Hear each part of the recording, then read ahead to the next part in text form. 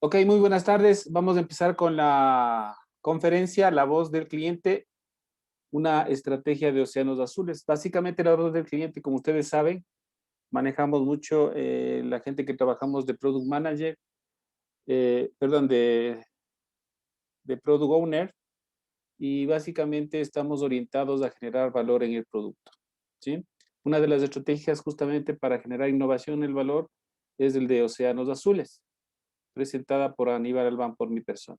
Bien, les comento, yo soy Aníbal Albán, me presento, soy máster en transformación digital y desarrollo de negocios por la Universidad de Barcelona, PMP certificado, MBA, ingeniero de sistemas de la Politécnica Nacional, certificado en metodologías ágiles, gerente de Prospecta y es gerente de iniciativa de transformaciones digitales del Banco Pichincha. Eh, Básicamente, la mayoría de mi tiempo, desde que descubrí el tema de metodologías ágiles, he estado trabajando en proyectos de transformación digital y en el tema de lo que es agilidad. Pero en realidad esto no fue siempre así. Recuerdo cuando yo empecé a trabajar, me fui a un proyecto allí en Chile, largas jornadas de trabajo, de esas jornadas que empezamos a las 7 de la mañana, terminamos a las 3 de la mañana, salíamos todos los días así, infallable.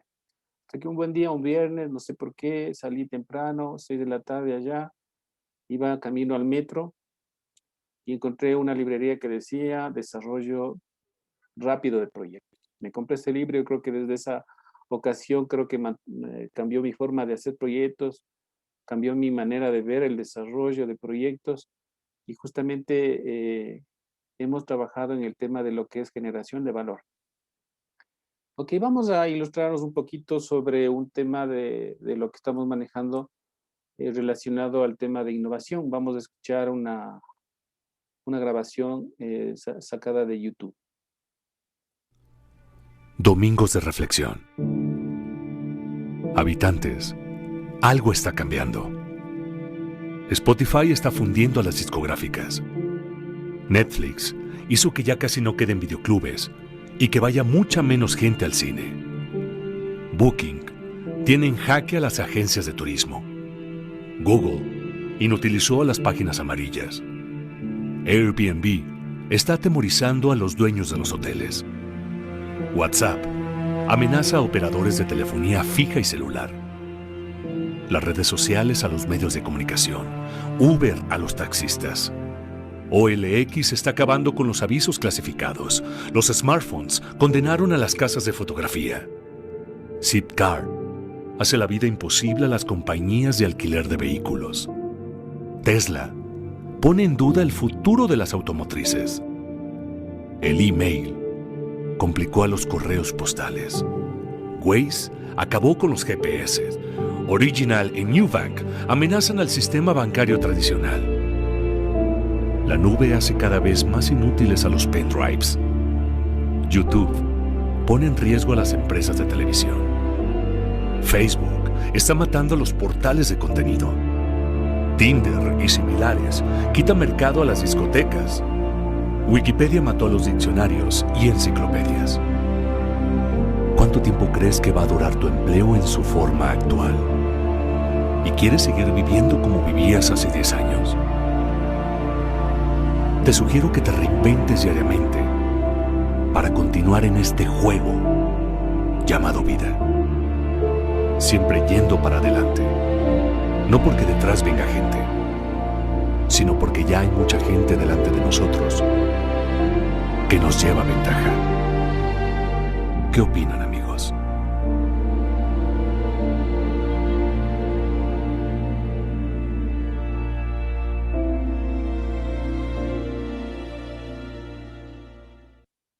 Ok, en este pequeño corto video hemos podido observar cómo hay el cambio en lo que es la innovación de valor, ¿no? Todas las empresas están cambiando las formas de hacer las cosas y en algunos de estos ejemplos estamos viendo cómo es que existe la innovación de valor.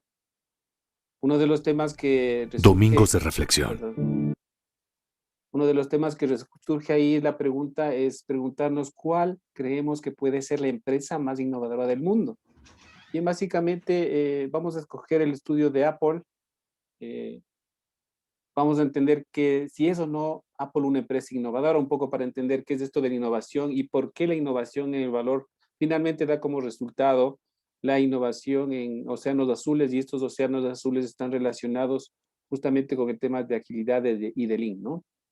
Vemos que, por ejemplo, en la empresa de Apple eh, tiene algunos productos, los ordenadores personales, los reproductores de música digital, el tema de descargas de música, el smartphone y los ordenadores de tablet, ¿no? En ninguno de los casos Apple ha sido el primero en tecnología. En cada uno de estos casos han existido diferentes empresas que en su momento han innovado de manera desde el punto de vista tecnológico. Es decir, ninguno de sus productos han sido estrellas o pioneros. En realidad, la tecnología que usó para los productos que finalmente dieron luz al éxito de Apple eh, ya estaban disponibles en el mercado. Entonces, ¿ha innovado Apple? Es la pregunta. Estudiemos entonces. En el tema de computadoras, el Apple II se compara con el Altair 8800 de 1976. Este era un CPU básicamente que no tenía muchas facilidades, memoria temporal. Sin embargo, Apple, en su visión, empieza a entender ya el comportamiento del cliente y saca su primera versión de Apple II, que era todo en uno, ¿no? Aquí teníamos ya juegos, hojas de Excel, de cálculo, y básicamente cambió la experiencia del cliente. En el tema de lo que son el tema de iPod, vemos que ya en 1997 ya existía la tecnología con el Sena Player, que básicamente era tecnología móvil de audio, pero no ofrecía hardware, es decir, no había música más bien, ¿no? En cambio, en el tema de Apple, en el iPod aparece ya la música digital, ¿sí? Y justamente se añade en esa cadena el tema del iTunes, que da otra experiencia de cliente, ¿no?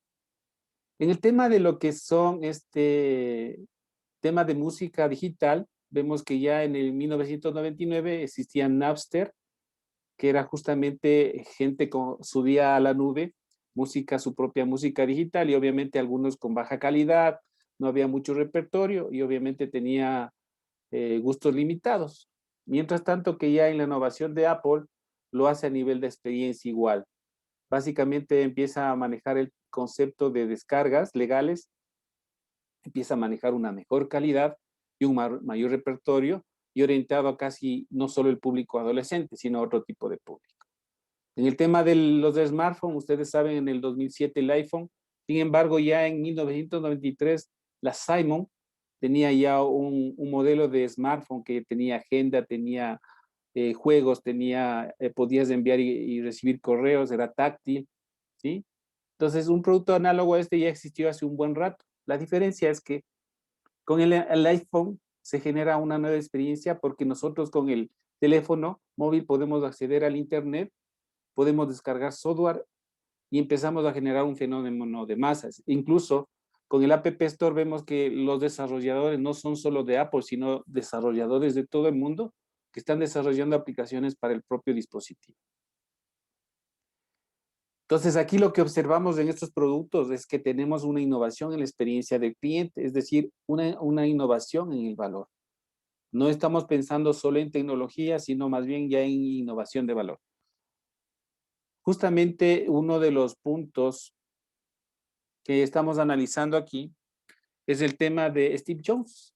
Básicamente, Steve Jobs, a diferencia de un diseñador, entre comillas, de producto, él era un arquitecto de ecosistemas innovadores. ¿En qué sentido hablamos de un ecosistema de innovadores? Cuando hablamos de disrupción, estamos hablando de industrias, de ecosistemas grandes, en donde tú tienes que hacer la innovación para poder generar un nuevo producto y un nuevo valor. Aquí, por ejemplo, en Steve Jobs, en su empresa Apple, diseñó el iPod, que finalmente terminó con el iTunes, y el iTunes finalmente apareció un disruptor del disruptor, que básicamente es el Spotify, ¿no? El Spotify, como ustedes saben, usted paga por escuchar la música que ustedes quiera, y no es un pago como en iTunes o en las versiones anteriores. Por ejemplo, la primera versión de un CD digital o de un acetato, básicamente tú tenías la música comprada y la tenías en tu casa y la escuchabas cuando querías. Finalmente, como vemos, el disruptor del disruptor finalmente termina generando un servicio en donde tú pagas por escuchar, ¿sí? Entonces, aquí lo importante es que la innovación, más que un invento, es, una, es un valor que se le da al cliente en función de un retorno de la inversión de la empresa. Es decir, si tú inventas algo, pero eso no le sirve a una persona o a un público, a un conjunto de clientes, no es innovación, simplemente es un invento, ¿no? Si no existe un retorno de inversión, tampoco podría generarse una innovación. Y lo más importante, la disrupción se hace sobre la industria, sobre ecosistemas grandes. Por ejemplo, aquí estamos viendo un ecosistema discográfico sobre una industria discográfica, en donde formamos un ecosistema de muchos dispositivos que terminan dando una experiencia diferente al cliente. Eh, Justamente, la estrategia de Océanos Azules se fundamenta en la innovación de valor. Básicamente es un libro que fue escrito y tiene el estudio de 150 lanzamientos de nuevos negocios, más de 300 industrias estudiadas y 100 años de datos. Es decir, estamos remontándonos a la Ford, por ejemplo, en este libro, ¿no? En función de esto, lo que podemos ver es que generan una nueva estrategia de cómo generar nuevos mercados. Entonces, la pregunta es, ¿qué es la estrategia azul? En resumen, la estrategia de Océanos Azules es crear un mercado que no existía antes. Vamos a ver un video a este respecto.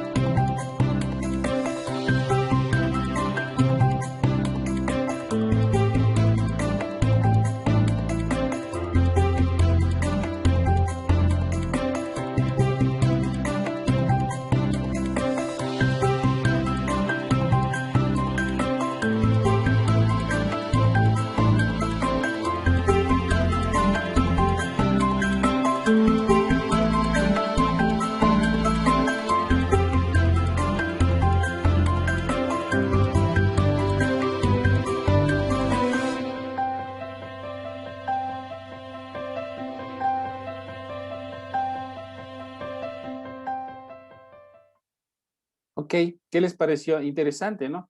Vemos ahí la diferencia entre lo que es un océano rojo. Vimos una playa llena de gente donde no hay donde poner ya prácticamente una sola persona.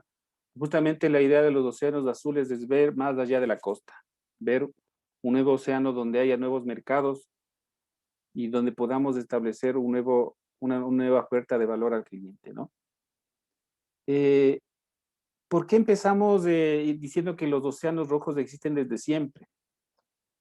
Casi siempre nos han enseñado en las universidades el tema de que el mercado es una guerra, ¿no? Y en realidad es una guerra. Tenemos los ejemplos el libro del libro de la ciencia de la guerra, ¿no es cierto? Tenemos el tema de el muy afanado Porter en 1976 con sus fuerzas competitivas de Porter, que básicamente lo que está formando es una guerra entre empresas en el mercado, ¿no? Y ahí tenemos los proveedores, los clientes, los participantes potenciales y los productos sustitutos que empiezan a generar rivalidades, ¿no? Se trata de describir el negocio o el modelo de negocio como una guerra entre todos los que se han establecido en ese negocio. La idea de los océanos azules es no establecer una guerra. En los océanos rojos, por ejemplo, vemos que cada vez hay más competencia, los mercados ya están maduros, ya no crecen, cada vez es más difícil diferenciarse. ¿Cómo puedo yo diferenciarme del resto, no? La estrategia de los competidores son iguales, es decir, todo el mundo tiene la misma estrategia, casi ya no puedes diferenciarte. La competencia se basa en el precio, ¿sí?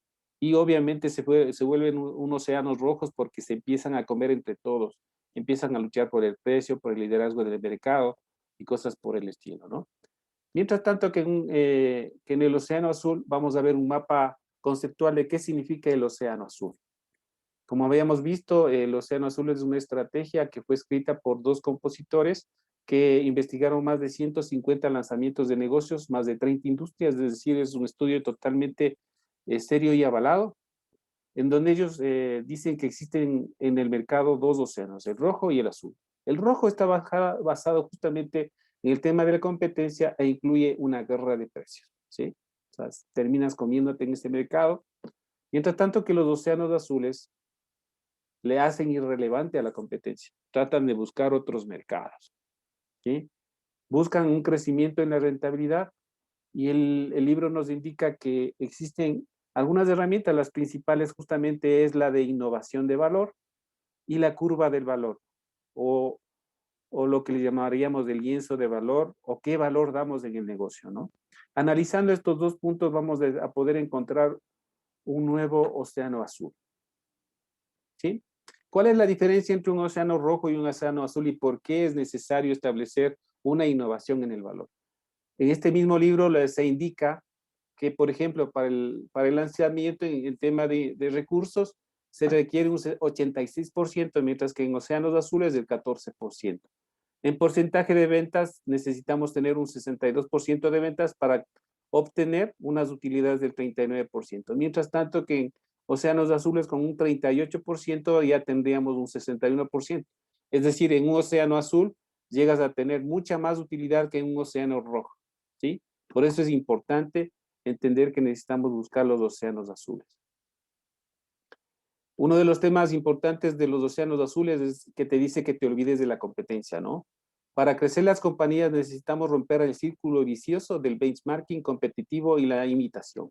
Famoso ejemplo de la televisión Sony, que básicamente empezó Sony empezó trayendo televisiones Philips a Japón, las desarmaban, las copiaban, las volvían a hacer y las mejoraban. Finalmente terminamos con la televisión Sony que rompió todo el mercado. Esa fue una buena estrategia para ese tiempo, que era básicamente el benchmarking, copie, pegue y mejore, ¿no? Eso básicamente hoy día, como vemos, y más que nada en el transcurso del futuro, del pasado, perdón, podíamos haber generado nuevos tipos de océanos azules. Olvídese de la competencia, ¿por qué? Porque mientras más te comparas con la competencia, más terminas pareciéndote a ella. El ejemplo típico de que te vas a un barrio, se pone una panadería con un nuevo concepto interesante, empiezan a vender con bastante y al lado se pone la otra panadería y al lado la otra panadería y terminan poniéndose las tres panaderías igualitas tratando de vender el mismo concepto. Y lo único que están haciendo es dividiendo el mercado para tres probablemente. Entonces, la manera más poderosa de competir es evitar toda la competencia. Así nos indica, digamos, la estrategia de océanos azules.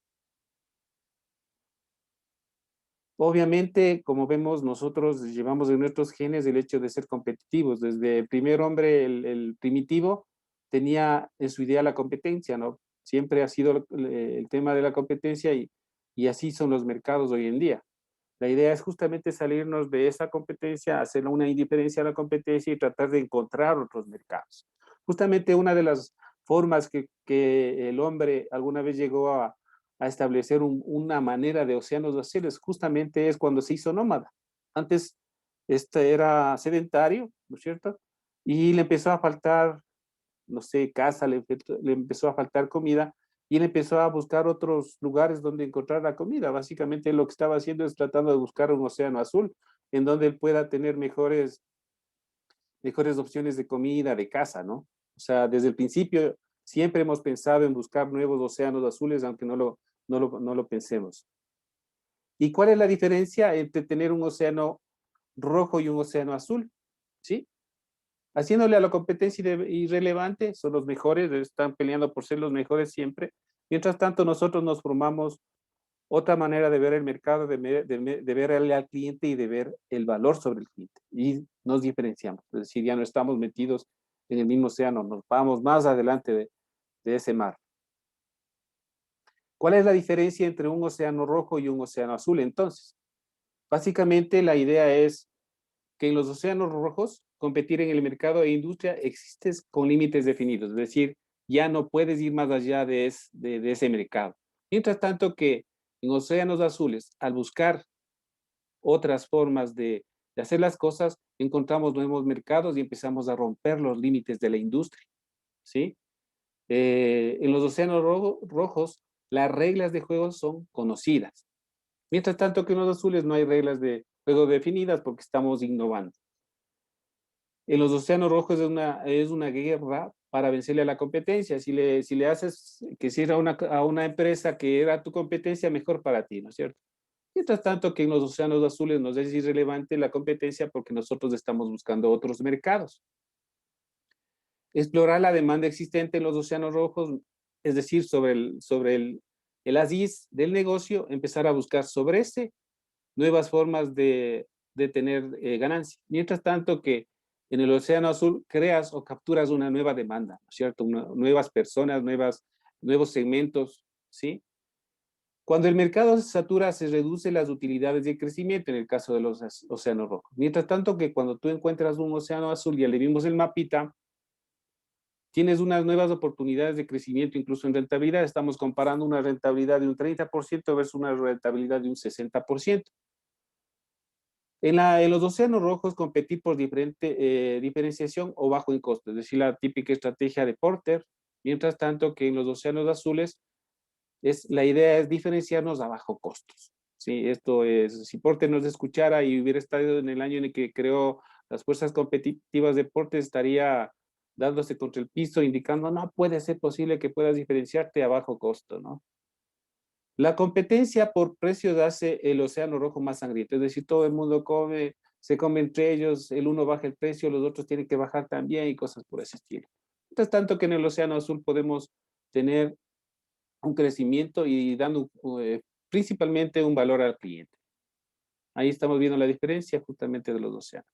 Vamos a ver entonces qué es la innovación de valor, qué es lo que hizo Apple, qué es lo que hizo Airbnb, qué es lo que hizo el Circo del Sol, qué es lo que hizo Zara y un montón de empresas que han sido estudiadas en el conjunto de lo que es los océanos azules. Básicamente la innovación de valor se fundamenta en dos hechos, en el tema de los costos y en el tema del valor. La idea es que en los costos tenemos que eliminarlos y reducirlos. Mientras tanto, que en el valor tenemos que aumentar y crear. Es más, el momento que intersecamos estos dos temas, vamos a encontrar una innovación en el valor. Vamos a salirnos del océano rojo. ¿Sí? Entonces, lo que estamos haciendo es justamente haciendo la búsqueda simultánea de alta diferenciación y bajo coste. Como les comento, Porter capaz que nos estaría diciendo, estás loco, ¿sí? Vamos a ver, por ejemplo, un ejemplo de cómo se hizo un océano azul con el Circo del Sol. Voy a ponerles un video para que luego vamos a hacer el análisis de qué es lo que ocurrió con este circo y cómo llegó a generar un océano azul. Una de las cosas que más odiaba del circo era ver a los pobres animales sufrir. Siempre que venía el circo al pueblo donde yo veraneaba, les pedía por favor a mis padres que no me llevaran porque sufría viendo a los animales encarcelados. El Cirque du Soleil cambió radicalmente esto, pero realmente fue más allá. En este caso, vamos a ver su historia empresarial y al final a por las 3 lecciones principales. Vamos allá. ¿Te suena Alegría, Saltimbanco o Barecay? Si es así, es probablemente que seas una de las casi 160 millones de personas que han visto una actuación del famoso grupo Le Cirque du Soleil. Aunque en realidad no es solo un circo, sino la mayor productora de teatro del mundo, además de una de las mayores compañías de entretenimiento que existe en la actualidad. ¿Cuál ha sido su historia y cómo ha llegado a ser tan reconocido? Cirque du Soleil fue fundada por dos artistas callejeros, Guy Laliberté y Gilles Stekrosch, que siendo jóvenes vivieron de lleno la revolución cultural de los años 70. Laliberté era un acordeonista que viajó por Europa aprendiendo diferentes técnicas artísticas en la calle. Stekrosch era un joven zanquista que vivía en comunidades y trabajaba en proyectos grupales.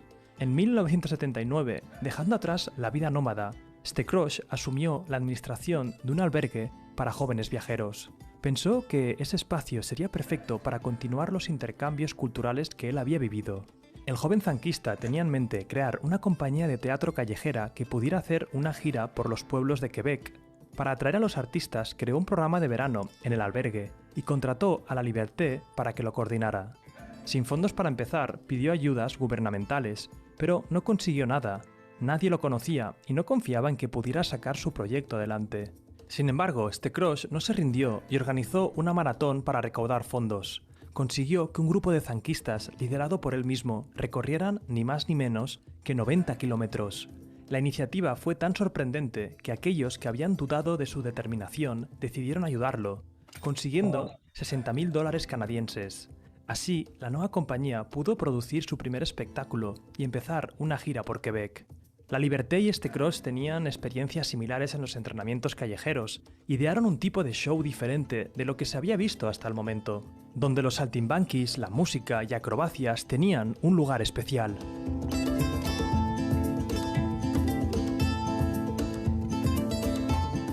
Pronto llegaron buenas críticas y las temporadas de verano eran exitosas, pero la gira no estaba generando suficientes ingresos para mantener el proyecto por mucho más tiempo. Justo por aquel entonces, el gobierno de Quebec estaba especialmente interesado en todo lo referente a la cultura y las artes, así que Laliberté sabía que era un buen momento para pedir ayudas económicas. Por fin, en 1984, llegó la oportunidad que estaba esperando. El gobierno quería celebrar una gran conmemoración por el 450 aniversario del descubrimiento de Canadá. Era el momento perfecto. Presentó un proyecto para poder participar y se le concedió una ayuda de $1.5 millones. Así nació el Grand Tour de Cirque du Soleil, un show que llegaría a 13 ciudades de Canadá y que finalmente daría nombre a la compañía. Todo empezaba a arrancar, y aunque llegaban elogios y habían conseguido los fondos necesarios para crecer, con nuevos contratos y préstamos, los fundadores pronto se dieron cuenta que su idea se basaba solo en mantener una gira, pero no servía para establecer un negocio a largo plazo. Buscando la manera, Laliberté tuvo la visión de llevar a la compañía a Estados Unidos. Arriesgando todos los ahorros de la producción, consiguieron actuar en el Festival de las Artes de Los Ángeles. La apuesta realmente valió la pena. Su espectáculo fue visto por celebridades de Hollywood y recibió grandes aplausos. Pero, ¿qué hacía tan atractiva y especial la idea de ese nuevo circo? El Cirque du Soleil se inspiraba en un nuevo movimiento circense, que también estaba viviendo en California. Su idea dejaba atrás el viejo concepto de espectáculo, que se basaba en acrobacias, salidas cómicas de payasos y exhibiciones de animales. Le Cirque creaba espectáculos que narraban una historia donde actuaban acróbatas, bailarines, actores y había música original. Y sobre todo, no contaba con animales. Esta innovación no solo desafió por completo el concepto de circo, sino que creó un nuevo mercado y un nuevo modelo de negocio, porque este no solo se dirigía a los niños, sino especialmente a los adultos, y de ese modo podían incrementar el precio de los tickets. Tras su presentación en Estados Unidos, todo cambió. La producción ganó diversos premios, entre ellos un Emmy, y hasta Walt Disney Company y Columbia Pictures se mostraron interesados en adquirir el circo. Pero Laliberté tenía otros planes y declinó las ofertas. Quería hacer crecer el proyecto él mismo e iniciar una gira internacional.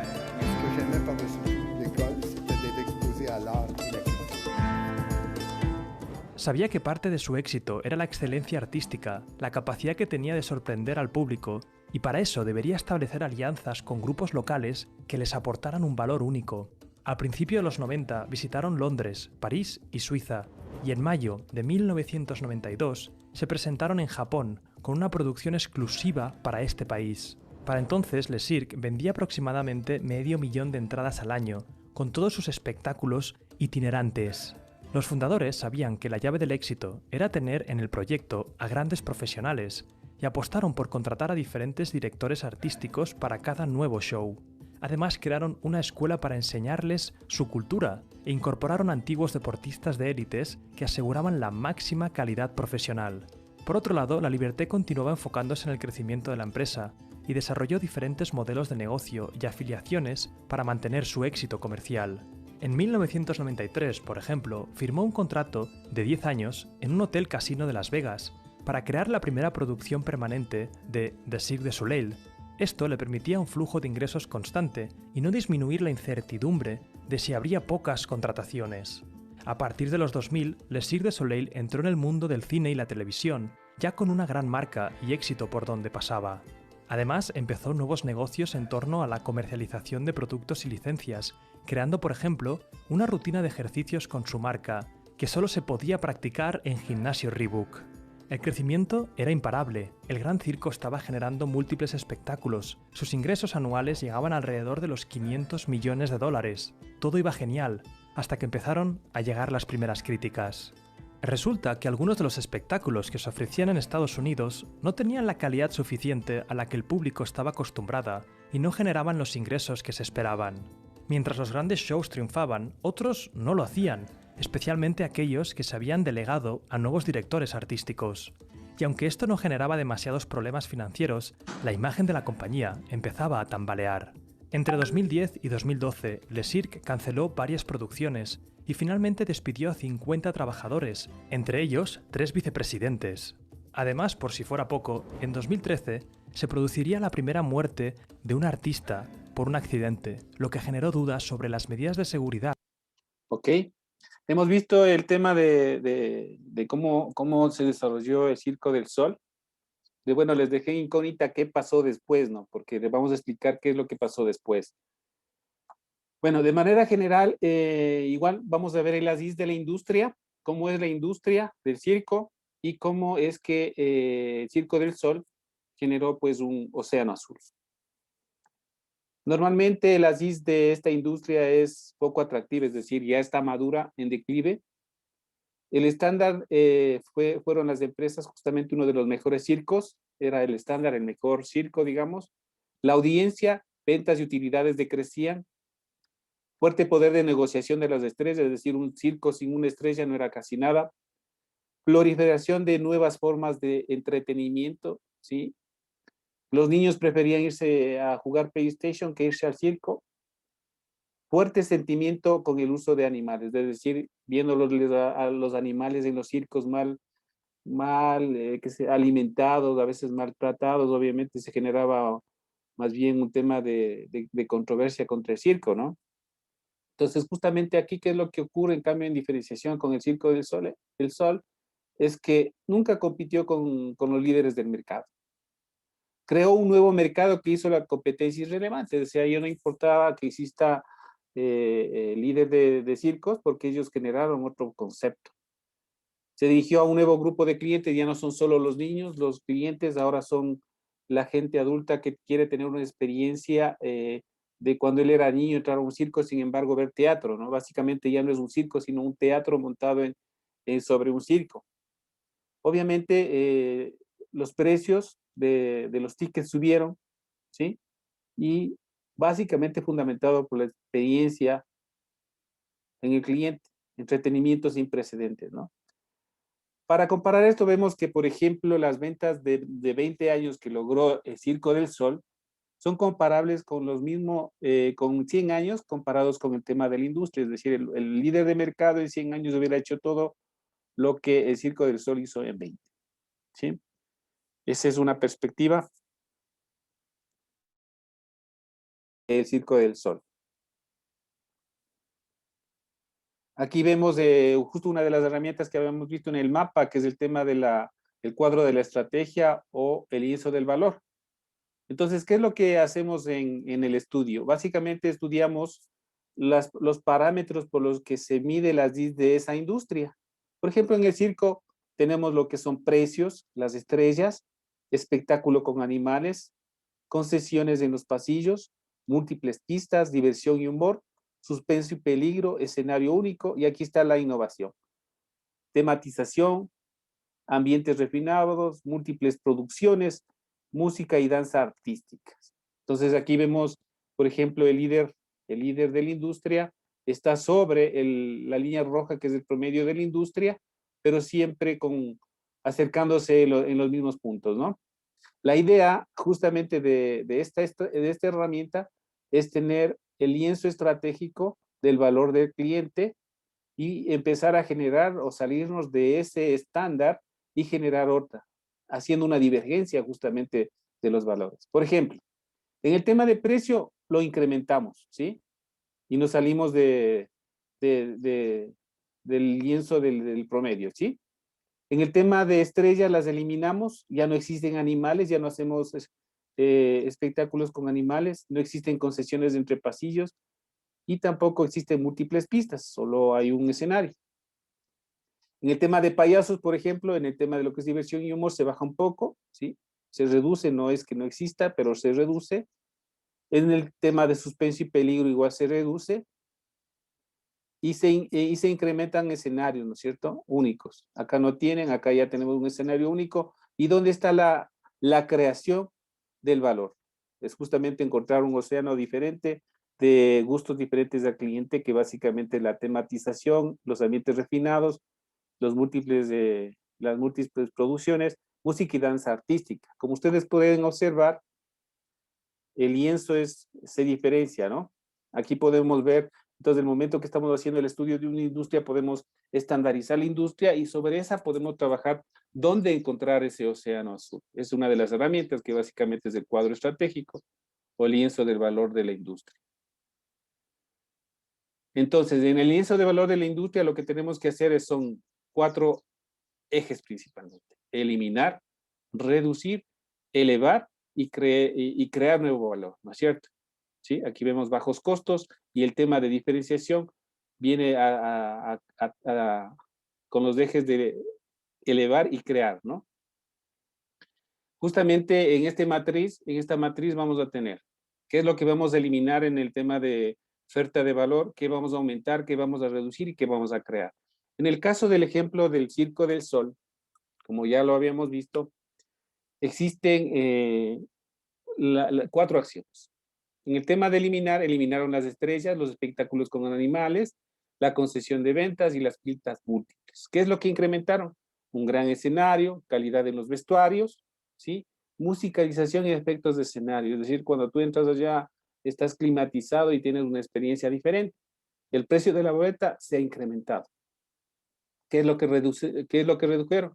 La diversión y el humor. O sea, ya no existen los típicos 2 payasos que hacen los mismos chistes, sino ya están orientados a otro tipo de humor, ¿no?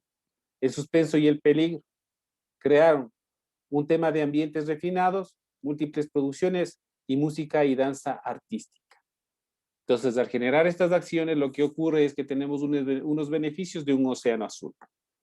No se eliminó la competencia de la industria, la industria en su asis inicial, en su deber ser, sigue trabajando, crea una nueva demanda, ya no son solo los niños, ahora son los adultos que quieren tener una experiencia parecida a la de sus momentos cuando eran niños, generó empleo de calidad, rebajó los costos operativos, fomentó el respeto por la vida, por ejemplo, el tema de animales, ¿no es cierto? Y superó sobre todo las expectativas del consumidor. Entonces, al ver el lienzo estratégico, vamos viendo que estamos haciendo estas 4 acciones justamente sobre la oferta de valor. ¿Ya? ¿Qué es lo que debe tener entonces un lienzo estratégico o la matriz de valor? O sea, de la oferta de valor. Justamente no invierte en todo, es decir, bajo costos. Por ejemplo, si el estándar de la industria está teniendo este nivel de gastos, nosotros bajamos estos gastos y más bien lo que vamos a hacer es justamente crear otro tipo de oferta de valor. Tenemos que ser divergentes, o sea, no podemos irnos al lado de la competencia porque estamos al lado de los tiburones rojos. Tenemos que salirnos de esas ofertas de valores que ya todo el mundo la tiene, ¿no? Y lo que sí tenemos que justamente es proponer una nueva oferta de valor, crear una nueva oferta de valor. Justamente esto es lo que nos va a dar una nueva, un nuevo mercado. Entonces vamos a ver, por ejemplo, en el tema de lo que es Océanos Azules, un ejercicio de un ejemplo de las salas de escape, un poco a modo de ejemplo para ir ejemplificando y viendo el caso de estudio y uno de la vida real. Entonces vamos a ver la propuesta de valor del tema de un producto que lo vamos a llamar SmartScape. Está fundamentado en las salas de escape que en Europa son muy conocidas. Vamos a entender un poco el concepto para poder determinar sobre qué vamos a trabajar. Ok, como ustedes pueden ver, el concepto de las salas de escape es generar ambientes en cada uno de los tipos de diferentes tipos de escenarios en donde tú entras a trabajar en equipo con tus amigos y tratas de escapar del escenario que fue generado. Existen diferentes tipos de escenarios. La idea es que está obviamente orientado hacia personas adultas, entre 15 y 60 años puede ser, entre 15 y 50 años. Y la pregunta es aquí, ¿cómo vamos a cómo generaríamos un océano azul sobre este producto, por ejemplo, sobre esta industria? Uno de los puntos que habíamos conversado, de hecho, en una de las conferencias es que tenemos el tema de Design Thinking anclado ya con lo que son los océanos azules para poder generar mejor oferta de valor. Vamos a hacer un ejercicio un poco rápido de qué es lo que haríamos si estuviéramos haciendo Design Thinking sobre este mismo proceso y dónde le aplicamos el tema de lo que es los océanos azules. Aquí vemos, por ejemplo, el proceso de empatizar, definir, idear, prototipar y testear, que básicamente un poco vamos a pasarlo medio rápido porque no quiero ahondar mucho sobre ese tema, pero empatizar básicamente es ponernos en la piel del cliente, entender qué es lo que necesita el cliente y entender dónde está lo que dónde están sus dolores, dónde están sus expectativas para poderlas cumplir. Definir es básicamente entender el problema, su causa raíz. Idear es encontrar varias opciones de solucionar el problema. Prototipar es generar un producto mínimo viable o algo parecido y lanzarlo a testear para verificar si ese es el camino por donde debemos ir. Entonces, al hacer este ejercicio sobre nuestro producto, que vamos a aplicar el concepto de océanos azules, vamos a empatizar. Para empatizar necesitamos tener nuestro buyer persona, es decir, nuestro estereotipo de persona que va a aplicar o que va a comprar nuestro producto. Vamos a empatizar con el mapa de empatía, que básicamente tiene que ver con qué piensa el cliente, qué escucha, qué ve, qué dice, qué hace, qué le duele, qué aspira, justamente para poder entender cuáles son los puntos de dolor, los puntos de mejora, dónde encontrar un nuevo mercado, ¿no? Y obviamente el perfil demográfico de nuestro cliente, ¿sí? Vamos a definir cuáles son sus momentos de verdad en su Customer Journal, que básicamente es el viaje del cliente sobre el producto, desde que necesita el producto hasta que lo usa. En este sentido, aquí vemos algunas de las experiencias de momentos de verdad, por ejemplo, necesidad de actividad en equipo. En investigación, investiga sobre juegos novedosos.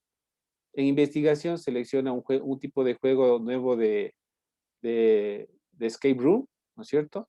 Pide sugerencias de amigos, selecciona opciones, consulta opciones, selecciona el cuarto de escape, verifica, y por ejemplo, uno de los dolores que tiene es la disponibilidad, porque todos los de escape room están disponibles de aquí en un mes, de aquí en 2 meses, de aquí en 3 meses. Entonces, por ejemplo, ese es un punto de dolor que podríamos empezar a cambiarlo, ¿no? Y empezamos a idear entre lo que es una idea de concepto, hacer un escape room virtual, por ejemplo, para la gente que no quiere esperar esos 2 meses, 3 meses para poder estar en ese cuarto. O podemos hacerle un escape smart, por ejemplo, varias ideas, 2 ideas.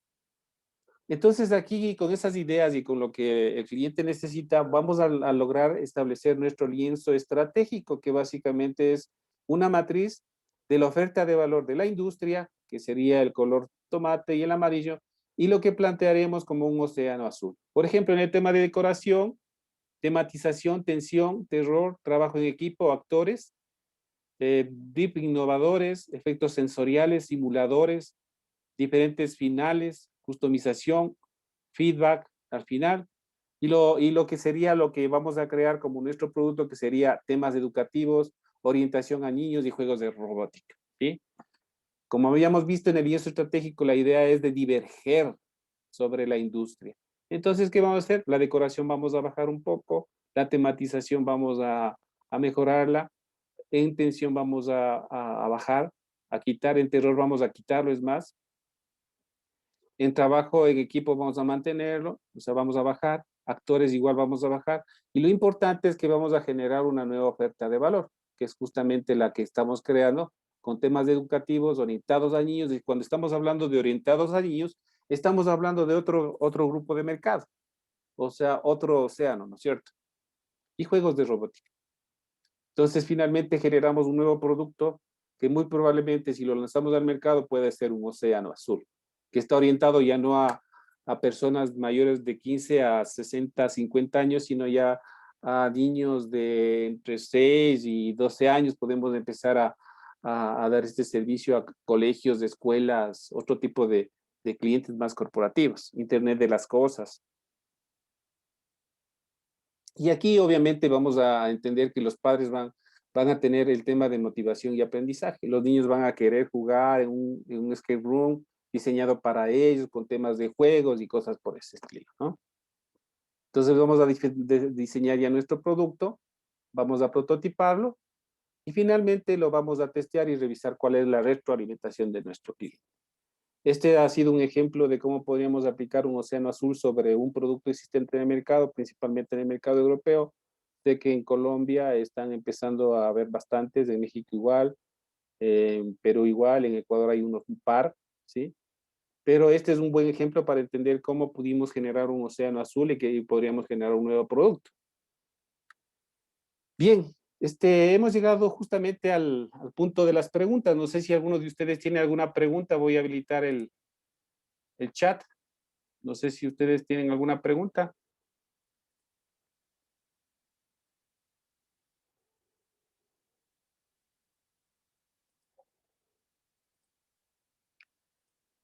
Bien, en vista de que no hay más preguntas, pues obviamente agradecerle a Ágil 20 Reflect Festival.